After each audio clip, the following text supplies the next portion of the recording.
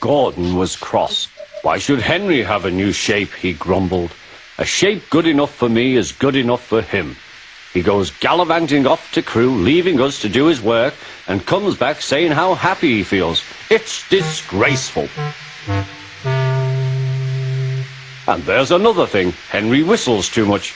No respectable engine ever whistles loudly at stations. It isn't wrong, but we just don't do it. Poor Henry didn't feel happy anymore. Never mind, whispered Percy. I'm glad you're home again. I like your whistling. Goodbye, Henry, called Gordon. We're glad to have you with us again, but remember what I said. Later, Henry stopped at Edward's station. Hello, Henry, said Edward. You look splendid. I was pleased to hear your happy whistle yesterday. Thank you, Edward, smiled Henry. Shh, shh. Can you hear something? It sounds like Gordon, said Edward, and it ought to be Gordon. But Gordon never whistles like that. It was Gordon. He came rushing down the hill at a tremendous rate. He didn't look at Henry, and he didn't look at Edward. He screamed straight through the station and disappeared.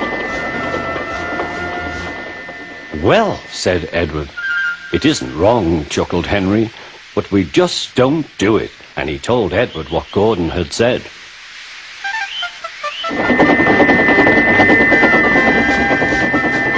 Meanwhile, Gordon screeched along the line. The noise was awful.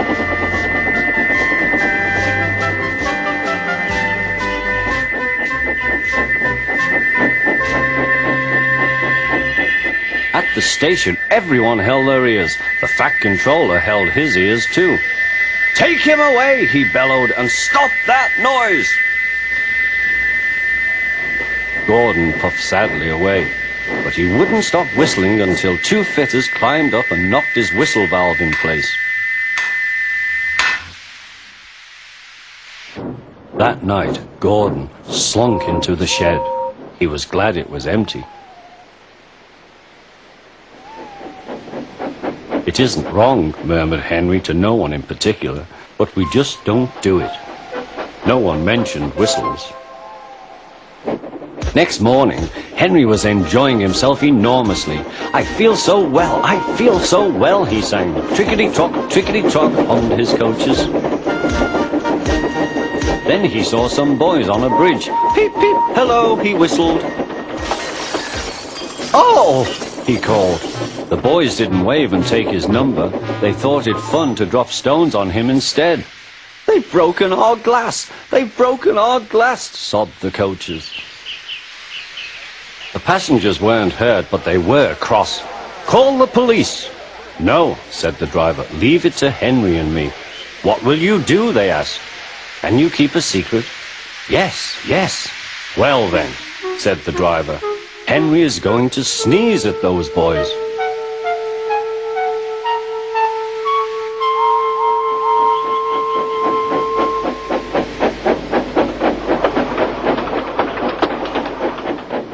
Lots of people were waiting at the station just before the bridge. They wanted to see what would happen.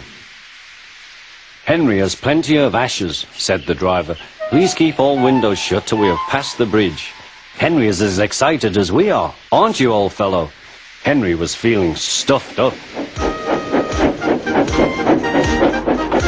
Soon they could see the boys, and they all had stones. Are you ready, Henry, said his driver. Sneeze hard when I tell you. Now, he said. Achoo-shoo!